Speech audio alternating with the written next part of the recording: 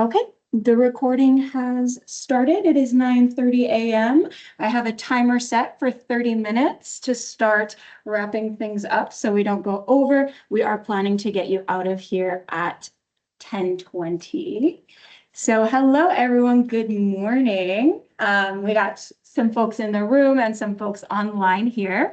My name is Tobi. I'm one of the librarians here, and I'm really glad to see you here today to learn a little bit about generative AI images, image generation using AI. So thank you all for being here. And as I said, this is being recorded, so you will have access to the recording and access to the slides after the workshop. This is the first in our series that we're starting this quarter. The series is titled Seeing is Believing, AI Images in the Age of Misinformation.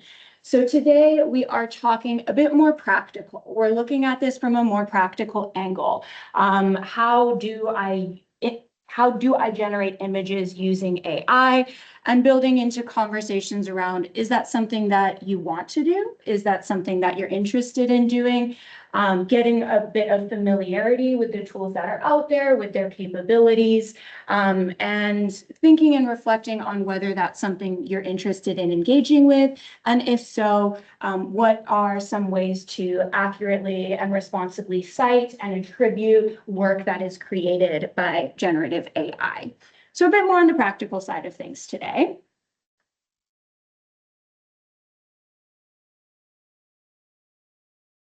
We are looking to identify some of those major tools, the big ones that are out there. Consider some of the ethics around using this, whether we're using this for academic use, for personal use, and if we are choosing to use it, how would we apply appropriate citation and attribution practices for AI-generated visuals? We do have quite a bit to cover today.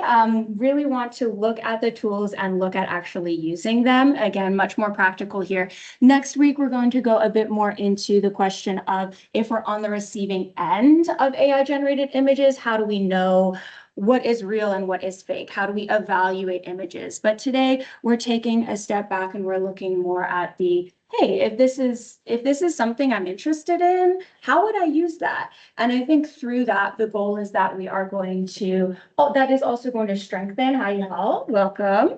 That is also going to strengthen your ability to identify AI generated images as well. Hi, welcome in.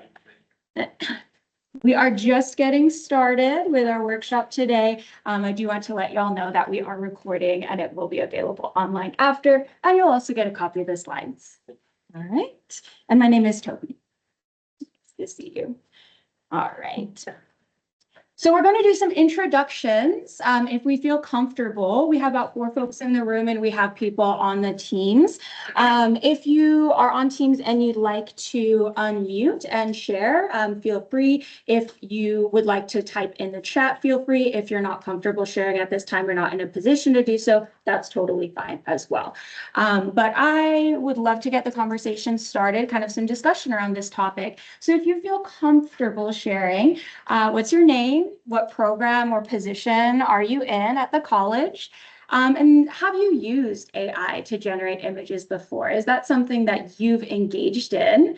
If so, like what tools have you used? Have you used ChatGPT? Have you used Copilot? What have you heard about?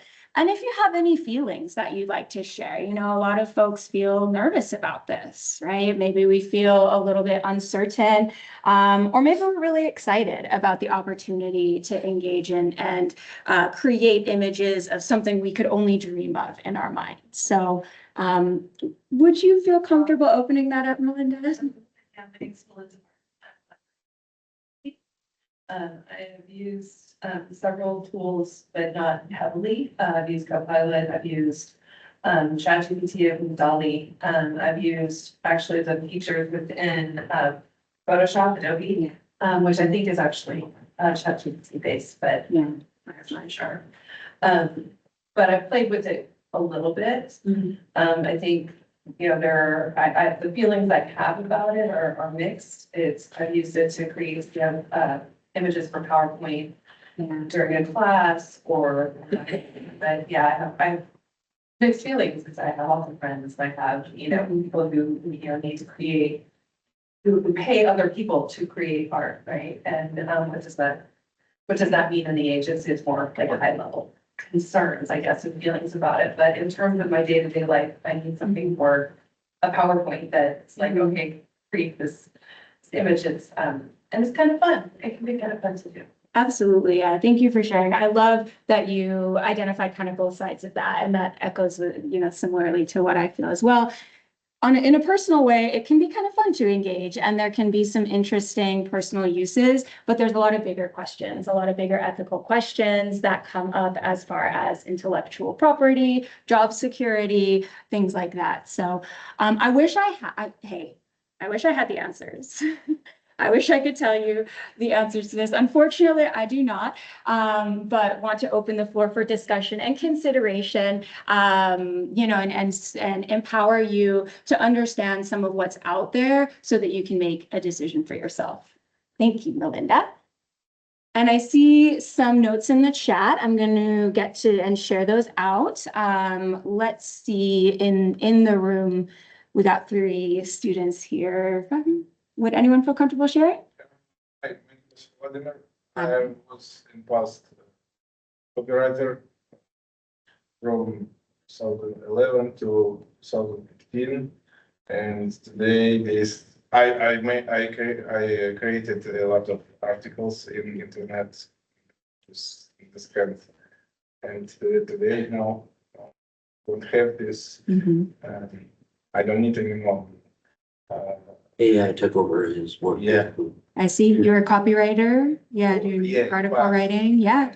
Okay, so you probably have some pretty strong feelings towards this. Yeah. I don't believe in Terminator theory, Skynet. It's certainly like many people, but anyway, we need care about these technologies because it is future. Yeah. Our laptops, our smartphones have a lot of settings. We need, it is difficult to figure out how I can use my smartphone, and I definitely need AI technologies for everything. Absolutely. It's being integrated, whether we want to or not, whether we hate it and we don't want it in our lives, or whether we're excited about it and want to learn more about it. It's in our phones, it's in our apps, in our social media, it's in PowerPoint, it's there. So, is there a way that we can understand it, and use that to our benefit perhaps, or at least just feel a bit more informed? Thank you so much for sharing. And I'm sorry to hear that AI did you like that. All right. Thank you all in the chat. I'm keeping an eye out and I'm going to share out what we have in the chat here. Would you feel comfortable?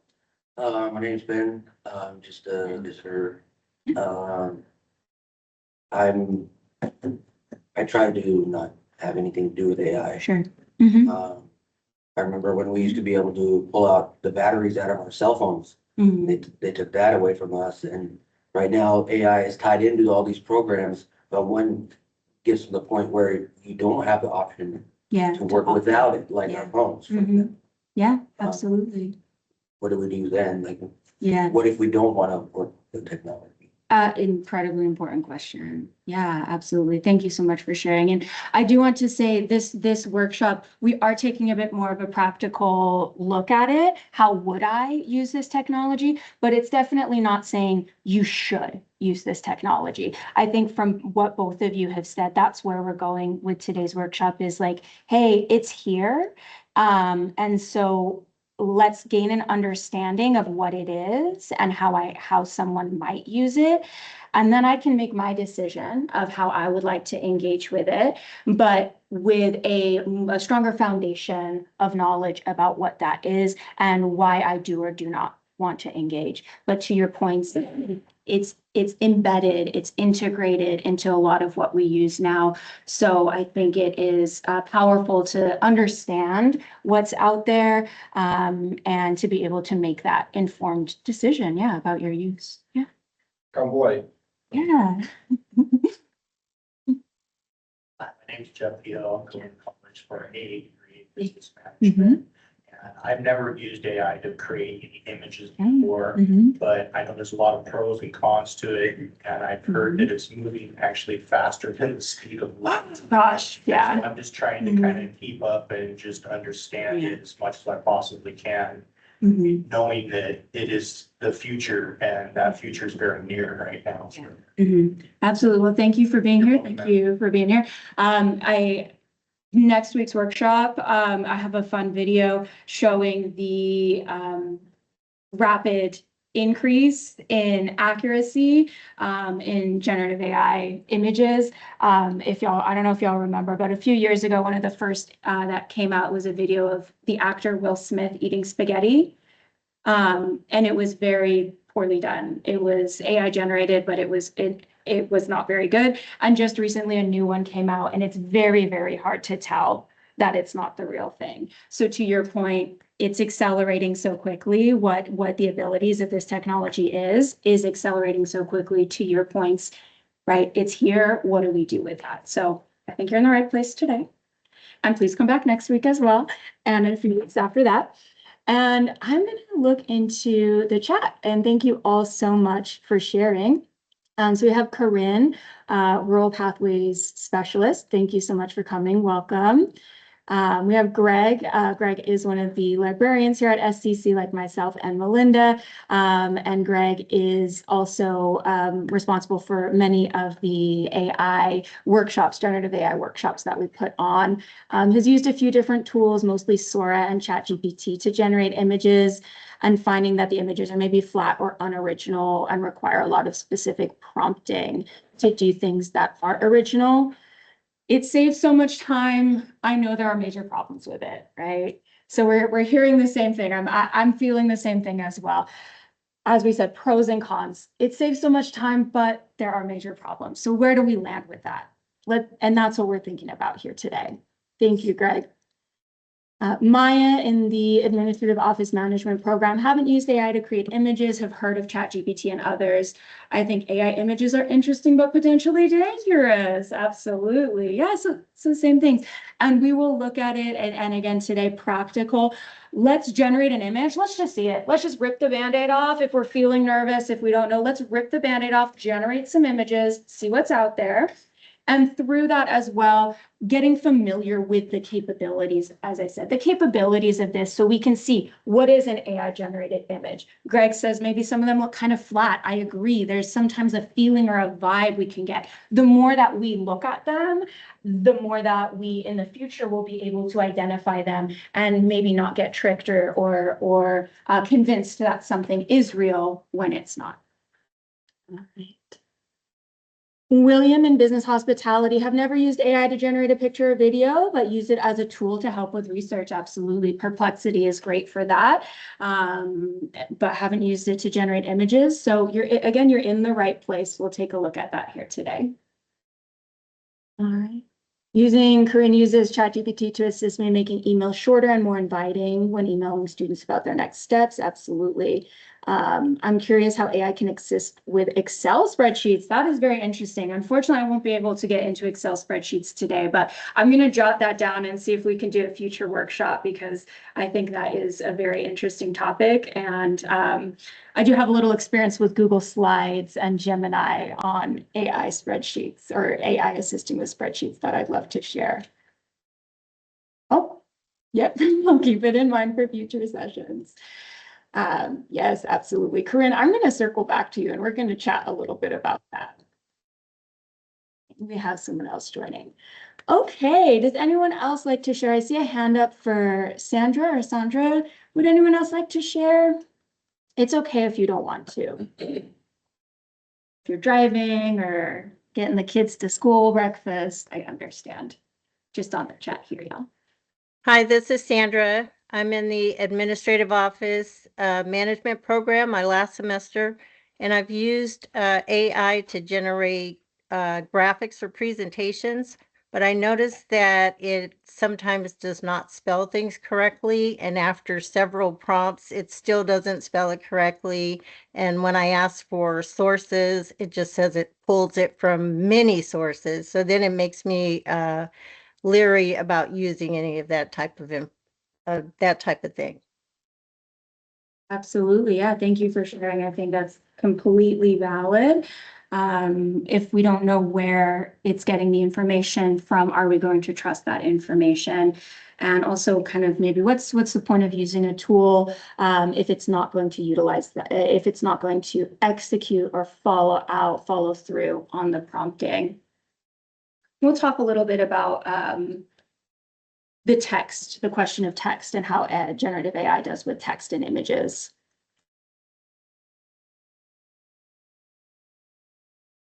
I do see some typing, I think.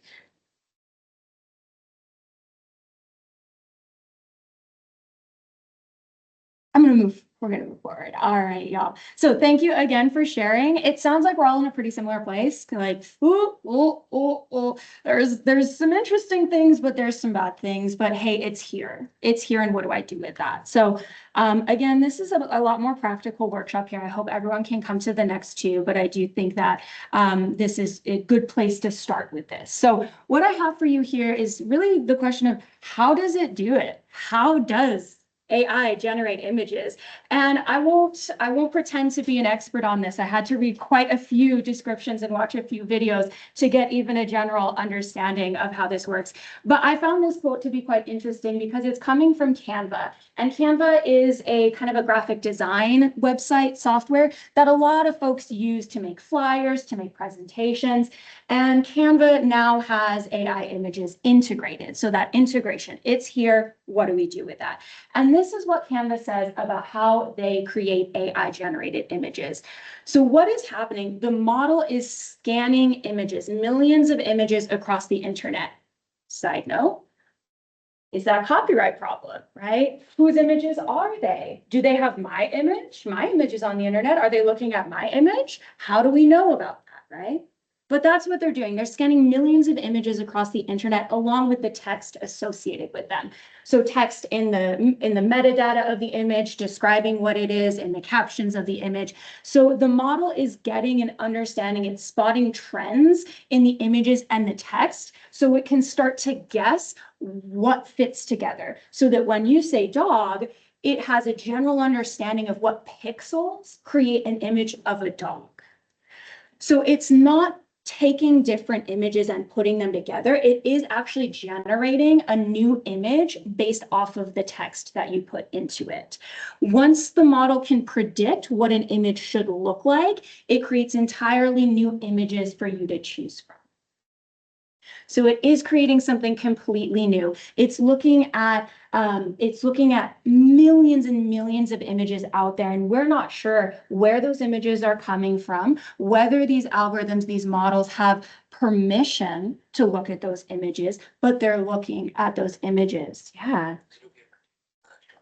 Absolutely, feel free. It will also get emailed to y'all at the end of the presentation too. Right. So that's what's going on. So it's looking at art from like a Renaissance painting, right? And it's looked at hundreds of these Renaissance paintings. And now it has an understanding of what the style of a Renaissance painting is. So when a user prompts and they say, hey, make me an image of my cat in the style of a Renaissance painting, it has an idea of cat, it has an idea of Renaissance painting, and it creates something new.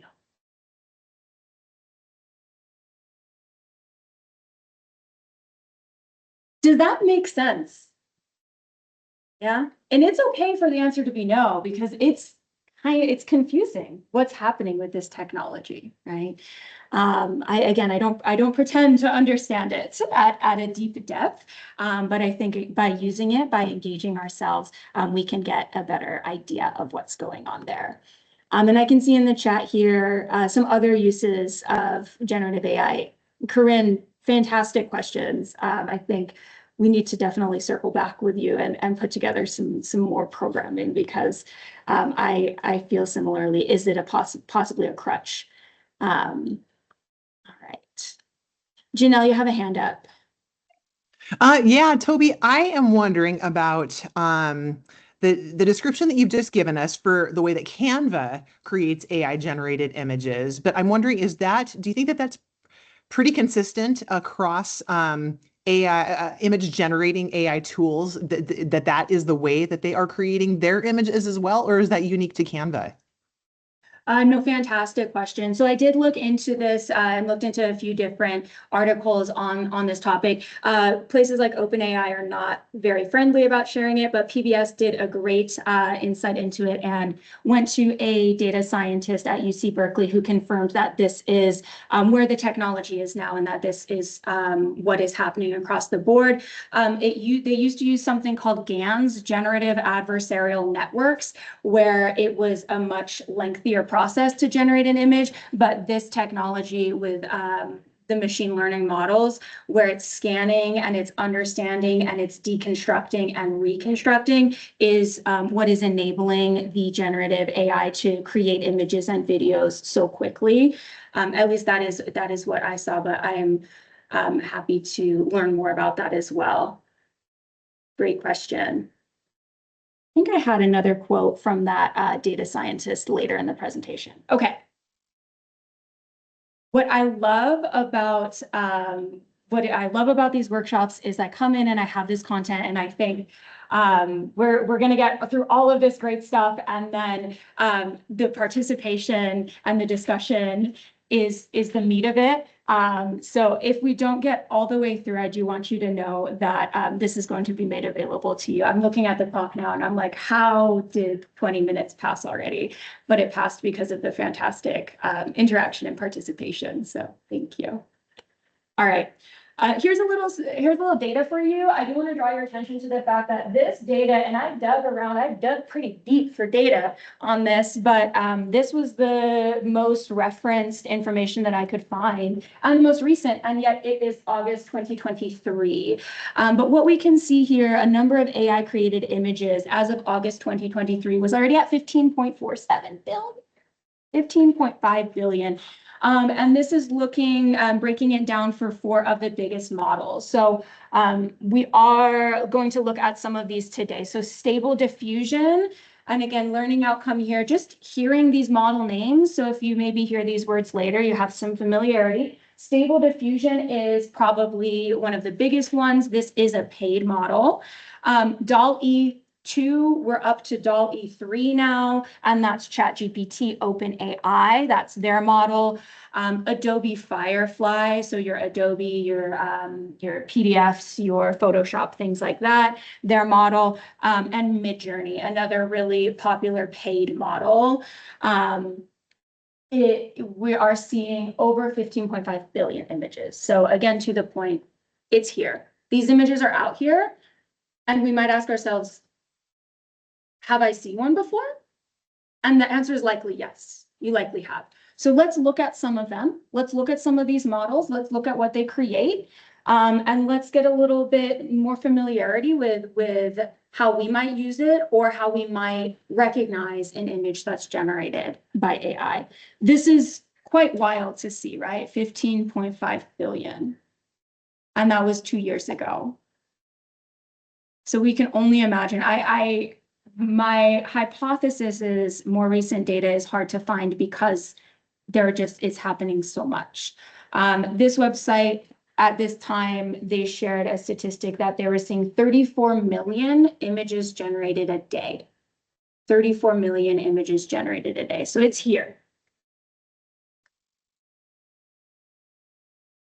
Again, practical here, some of the popular AI image generators. So these are free-ish. You have to have an account, a free account, to generate images with something like ChatGPT or Gemini or Microsoft Copilot. You do need to have a free account to generate images. And free-ish here meaning that sometimes certain features are not available for free users. So most of these have a paid level, and that is going to grant you some additional features. But these are some of the biggest if you're interested in practicing or just playing around with it. A lot of the free ones are based on OpenAI, ChatGPT on their model. And that is referred to as DALL-E. The new one is GPT-4o. And so these are some terms that you might hear thrown around. If you're utilizing something like Copilot that we have through the school, that is based off of DALL-E image generation, Bing, Crayon, Sora as well. And Sora does more of the video generation. And these are all based off of the OpenAI algorithm. And we'll take a look at those. And then some others that are out there, you have Gemini, which is coming from Google. This used to be called ImageGen. They've kind of gone away from that. ChatGPT 5 is out too, Greg. Oh man. It's again, to the point, it is advancing so rapidly. It is great that we can try to stay informed, but also know the rapid advancement. And some other free ones are Deep AI and Leonardo AI. And we're going to take a look at some of those here today.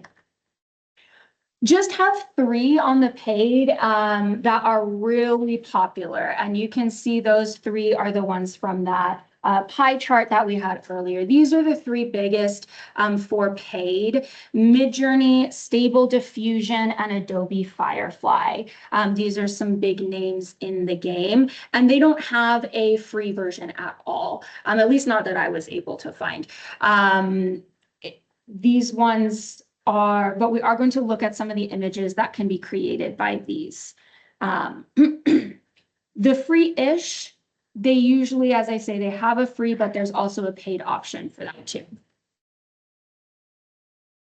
And then we have integrations like we've talked about. Thank you so much also for bringing that up, because it's a big point. It is here. It is in our phones that we're using daily, right? I see it in my WhatsApp messages. I'm able, on Meta app, I'm able to create an image based off of the text that I just sent. It's on PowerPoint. It's on Google Slides. It's on social media. Are there any other places? Where else have you seen AI, generative AI images integrated, where you're able to create an image in an app or in a program? Where else you've seen it? I think Facebook has it. All services has it. All services have it, yeah. And if they don't have it today, just like ChatGPT 5 is out, they're probably going to have it next week or the week after. All right. Okay. We are going to look a little bit at some of these. So I have them open for you here. So I want to show you some of these paid image generators first. TikTok, maybe TikTok has it. Yeah, if anyone who uses TikTok knows if they have AI generated images. They do. TikTok has it too. So to the question of, TikTok, social media in particular, please do come next week. We're going to talk a lot more about how you as a user, as the audience, can evaluate whether something you see is generated by AI, whether to trust it or not. Any questions? General rule is just not trust it at all. Start from there. Okay, you don't have to come to the workshop then. You got it. That is my general. All right, no, but please do come. All right, so we're going to take a little bit of a look here at some of these. So I want to show you some of these paid image generators. So this one here is Stable Diffusion. Here are some images generated by Stable Diffusion. Very, very powerful image generator that can go from the black and white, from the cartoon to the realistic. These are some of the pieces of art that you might see. So if we're looking at, for example, this one in the middle here, right? Looks pretty real. Looks pretty real. I think our doctor here maybe, is, there might be a little something suspicious about the lighting on that one. But the technology here, looking at the technology, what it is able to create, right? How about these ones? Pretty good. Pretty good. So the paid version, something like Stable Diffusion, something like Midjourney, when you are paying your money, you are getting realistically a better result. That is going to be one of those kind of ethical issues or a barrier that is in place, right? Yeah. Yeah, and next week, OpenAI start new service which can create music. Create music, yeah.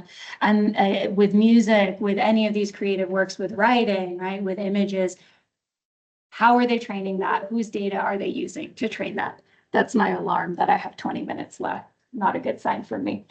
Yeah, absolutely. Yeah. Looking at these and is that paid, right? That's a question. Is that paid? Does that create a barrier for someone who's not able to pay that, right? Who's not able to engage in that? So with these paid ones, I do recommend just taking a look at what they're capable of creating. So that you can get an understanding. If you're not going to pay, understandable, I'm not paying, get an understanding of what they can create, what they're capable of creating. So if you come across an image online, you stop and maybe you're immediately, now that you know it can create things like this, to your point, Ben, maybe we start from a point of mistrust. Maybe we decide I'm maybe not going to trust until I can verify that, because this is the type of thing they're capable of creating. That is Stable Diffusion. Midjourney is, to me, they have more examples up. So these are some examples from Midjourney that they can create. So there might be an argument that this itself is creative expression, right? But these are some of the things that can be created on Midjourney. Very, very realistic. Right? Very, very realistic. So personally, do not pay for these. We're not going to be able to use these to generate. But as I say, for understanding, I would argue that the more that we look at these websites, the more that we look at what they're capable of, the more confident we can be and the more cautious we can be when we're engaging in any type of looking at any type of imagery or video or music or writing, that we can stop and we can think, hey, I know that Midjourney can do that. I've seen what Midjourney can do. So you posted that pic on Facebook and everyone says, no, AI couldn't do this. I've seen what AI can do. I've seen what Midjourney can do. So maybe free version of ChatGPT can't, but hey, Midjourney, I think Midjourney could if it wanted to. So these are some of the images. And on the other side, as we started pros and cons, some of these are really fun, right? Maybe we're interested in engaging just in a personal way. Maybe I want a picture of my dog, you know, as a Renaissance oil painting. Maybe that would be lovely, right? And I'm just going to use that for myself, right? Or I want a picture of, you know, my little nephew jumping on a trampoline, but I don't want to do that because that's not safe, right? So maybe there are some personal uses that we want to engage in. It's not all bad. These are some pretty cool things that we can see here, but asking ourselves the question of whether we want to engage and at what level, right? There's a difference between creating a cute pic of my dog using Gen AI and putting that as my phone wallpaper and, you know, going to a class and submitting an assignment and saying, oh yeah, no, I made that, right? I made that myself, or at my job doing that and saying, oh, no, yeah, I'm a great graphic artist. I'm a great digital artist. And I just made this myself. So there's a difference there. Okay. Adobe Firefly also, look at that. Adorable little pug. A pug in a bubble bath filled with rubber ducks wearing a shower cap, realistic. So the point here is that we can make really realistic images. We can make really realistic images using Gen AI. So come back next week to ask the question, how do I know if what I'm looking at is real or not?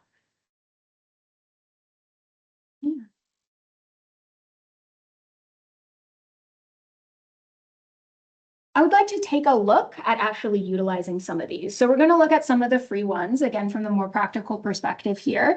And this is an image that I generated using AI. I used Gemini to do this. And you can see at the bottom, I've provided attribution or a citation to this. I told you what prompt I used: a magical library, guarded by a friendly dragon librarian, watercolor illustration.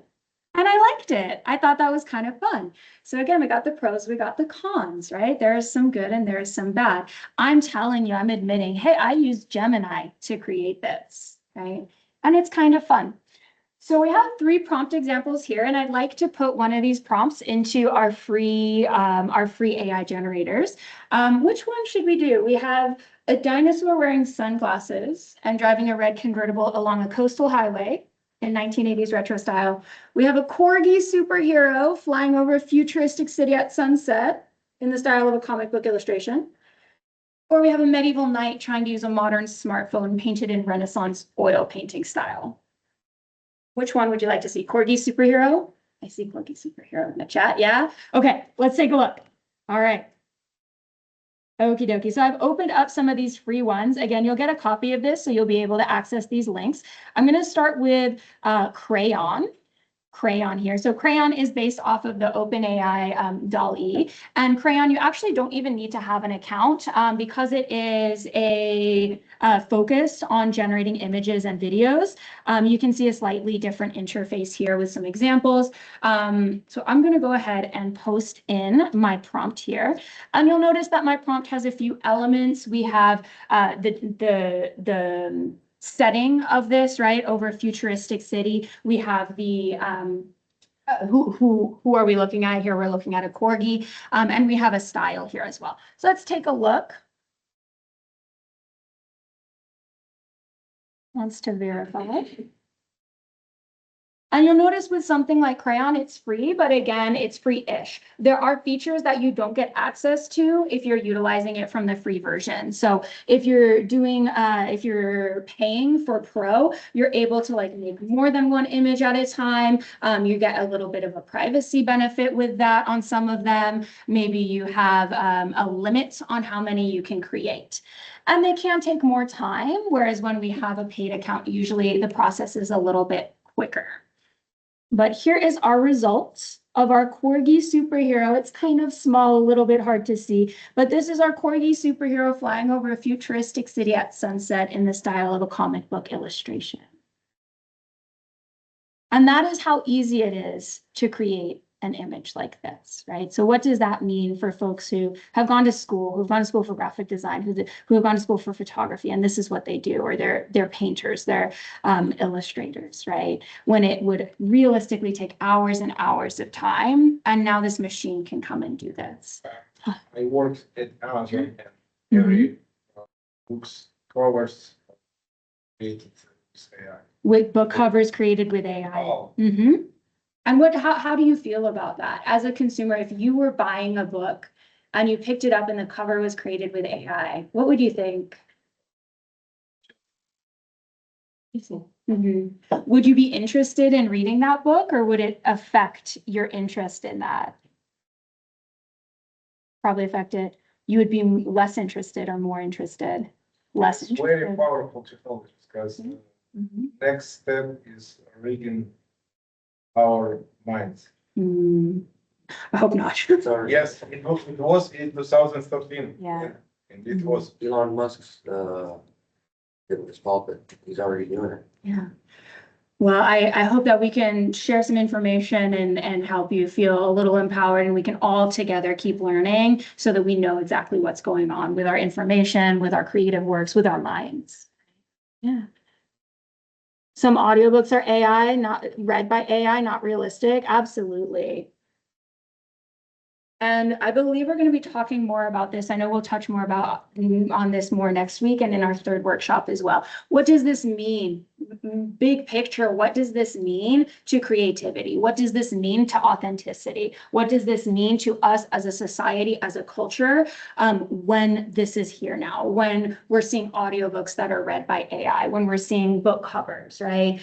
When we're seeing creative works, stickers, right? That are t-shirts in the store that are AI generated. What does this mean to us? this mean this technology stole our jobs, and if we don't control these technologies won't control us. Yeah. It is real war. It's really tough. Yeah, it's really tough. But I'm so glad to see everyone here in this room, because it is, and I feel the same. It's really hard not to feel really discouraged and disillusioned by this, right? By seeing what's happening. It's really tough not to have that. And I think it's very valid to have that reaction to it. But it's so wonderful to see us here in this room and in teams, thinking about it and refusing to just, and really continuing to engage and continue to think about what does that mean for us, and where do we go from here? We are the people, that is the machine, and coming together with that common humanity I think is a wonderful thing. So thank you all for being here. Yeah. Yeah. I see a couple things in the chat here. Yeah, on one hand, it's taking away work from real artists. On the other hand, it might be an opportunity for people like self-published authors who need book covers and don't have any connections to artists. YouTube music videos with mashups that are AI generated make me question. Yeah, it's frustrating at times knowing what's real and not what isn't. So Misty, please come back next week and we'll talk more about what's real and how we might be able to answer that question of what's real and what isn't. And to Greg's point, you know, again, we're seeing the good and the bad. We're seeing the good and the bad. I can say personally, Greg has said, you know, for like self-published authors, it can be an opportunity. It can actually reduce a barrier. I can't afford to pay someone to create my book cover, but I can get a pretty professional result using AI. Do I go forward with that?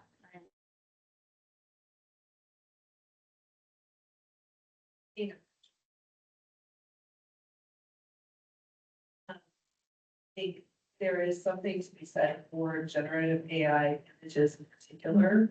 I feel like the younger generations, and like my kids, are very attuned to what looks generated by AI. They're like, oh, no, that's AI. No, that's AI. No, that's AI. And it may get better.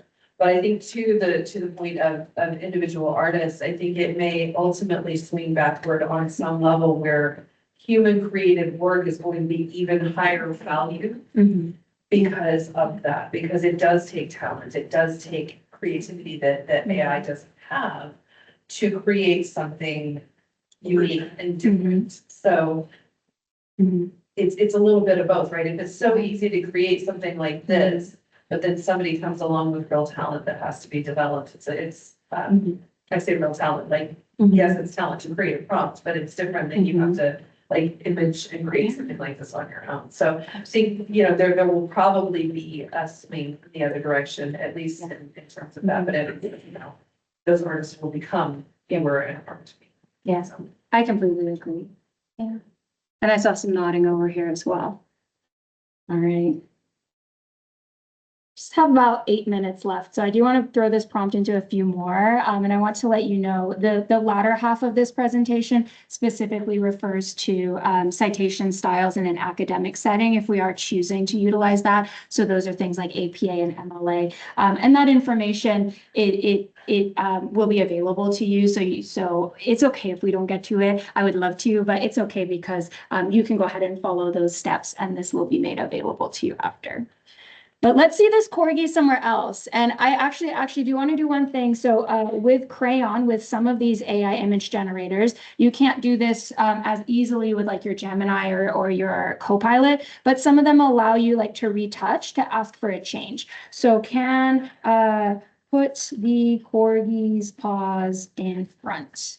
Retouch, and we are asking for a change to that specific image. So Crayon allows you to do this. I believe Leonardo does as well. So if that's something that you're looking for, you want the same image but modified or changed, these might be a good platform to utilize. And it is taking its sweet time, again, thinking about what we get when we get the free version, what we lose when we get the free version. This would be a speed of the result is going to be impacted. So while it's thinking, oh, we got it. Oh, and we got an extra paw. So that's a 5-pod corgi now. That's lovely. We got one in the back and we got one paw in front.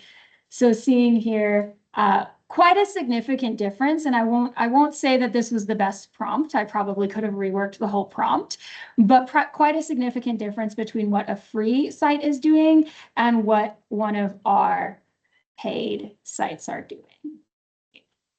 She doesn't have any extra paws. He doesn't have any extra paws. He doesn't have any extra paws. So what we are able to access from something free without paying, what I'd like to impart and to share here is let's also look at what those paid platforms can do so that when we're on the other end, when we're looking at images, we have an understanding. We don't think, oh, well, hey, I used ChatGPT, I used Crayon, and it gave my corgi 5 paws. So I don't think that AI is able to make a corgi, right? It is. It may just be you have to pay money for that or take a little bit more time on your prompt because I've been kind of throwing this prompt in. Okay. Let's see what Leonardo does. So Leonardo AI, images, all of that stuff. We're going to go ahead and click image. Oh, it did not make me sign in yesterday. So that is unfortunate. We're going to go to the next one. We're going to go to Gemini instead. And I'm going to put the same prompt in here. For Gemini, you do need to be signed in and ask it to create an image. Create an image of, let's see what Gemini has to say about this. Maybe Crayon wants us to appreciate 5 fox corgis more. I love that, Greg. Thank you, Crayon. More to love. Oh, we got some text. We got some text. There was a question of text. And his paws are in front. Which one do we prefer, Crayon or Gemini? Gemini. I think Gemini did a better job with our corgi. And you'll notice that the text here is a bit better. And I will say that was brought up, text not being good. It's getting better. It's getting a lot better. These models are getting a lot better at text. And especially the paid models, it's not going to be as easy to say, oh, the numbers are wrong, the text is wrong, the letters are messed up. It is actively getting a lot better, even from when I did this workshop in spring quarter. Yeah, or a similar workshop in spring quarter. Gemini, I know Gemini's a lot better there. It was a lot faster. It was a lot faster. Yeah, it was a lot faster. All right. So I would encourage you to play around with some of these. I'd love to show you more of them, but I'm cognizant of time and what you all have going on. So these prompts are here in this PowerPoint. I would love for you to try some of these out on your own. The message here, my argument is the more that if we can engage, right? If we can engage and get an understanding of what these tools are capable of, that is going to help us. We don't have to do anything with that, but that is going to help us in evaluating and the images that we then see. If we know, actually, Gemini can do text now. Actually, Gemini can do that, right? Midjourney can do that. That is going to help us in evaluating our position when we see things out in the wild west of the internet. Someone sends you a Facebook link, right? And you're wondering, is that real? Could that happen? Yeah, Gemini seems accurate. You love that it gave you the title. Okay.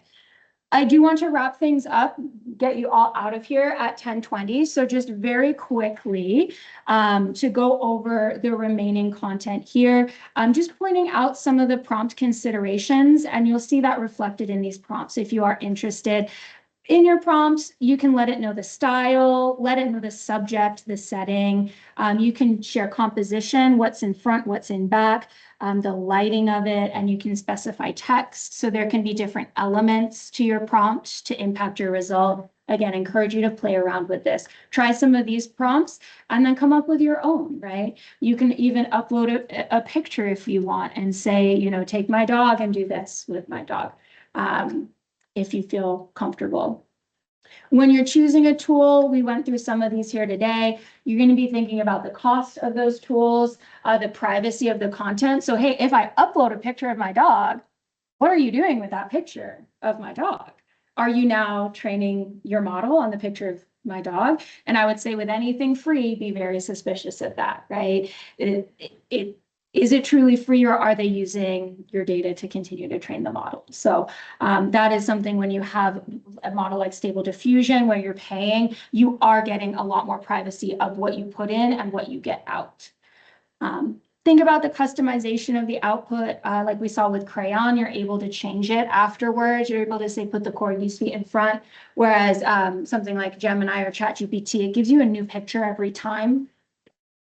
Is it following the prompt, the adherence to the prompt that might impact your decision of which one to use if you're interested, and the respective intellectual property? So is this tool being transparent about how it trained its data? Right? That's something that we might want to think about. I said to my colleagues, ethics with this presentation, we could talk we could talk for 2 hours. We could do a half-day seminar on ethics related to AI. And a lot of these have come up through our discussion today. And I do wish that we were able to really dive deeply into these questions of intellectual property, questions of privacy, questions of barriers created by cost and things like that. We don't have time to do that in this workshop today, but I know that it is going to be coming up next week. I think it'll be coming up in our third workshop as well. And we do have a recording for ethics overall available on our LibGuide for Gen AI. So I want to make that comment to say, this is a very complex topic, like we've talked about from the beginning. There's a lot of pros and there's a lot of cons, right? And this is what we've looked at has been much more of a practical approach, but that doesn't mean you should use these. You have to use these. It absolutely doesn't. There are lots of questions that we have. And what I hope this workshop has done is given you a space to kind of engage with some of these ideas and think about if you are interested in using it, as well as feed into what we're talking about next week and in the future weeks. This can be kind of that foundation for like, hey, this is what the technology is. These are some of the concerns, major concerns. And I hope that you can leave here today and think about whether you do want to use this or not. That sound good? You have some questions? No? Okay. Emotions, absolutely. It's emotional. Yeah. Absolutely. I am happy to stay here and talk with you a bit more if you'd like to as well. And the rest of this is citation and attribution. So I just want to let you know all of this information. If you choose to utilize this for, if it's allowed in a class, if that's something you've discussed with the instructor and that's allowed, this is how you would cite. And also just a fun pic of an alien. And this is how you would cite and a fun pic of Mickey Mouse. But this information, it is available to you online, and realistically, you're not expected to write this down right now and follow it. So if you do decide to use this in a academic or professional capacity, come on back over to our LibGuide, which is linked here, and you'll be able to see these specific formats in the LibGuide. Sound good? Thank you very much. All right, you're super welcome. All right, chat. Any questions in Teams?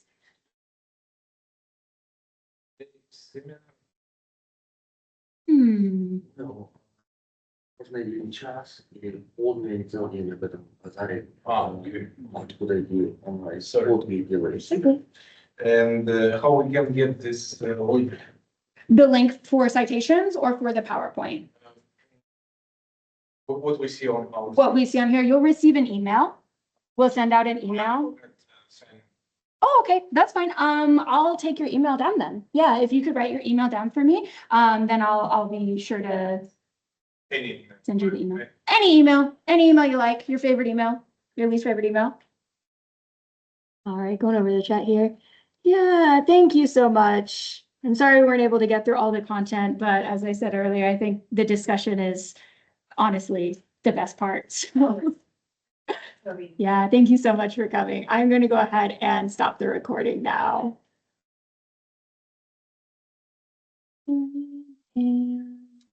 Thank you. Thank you.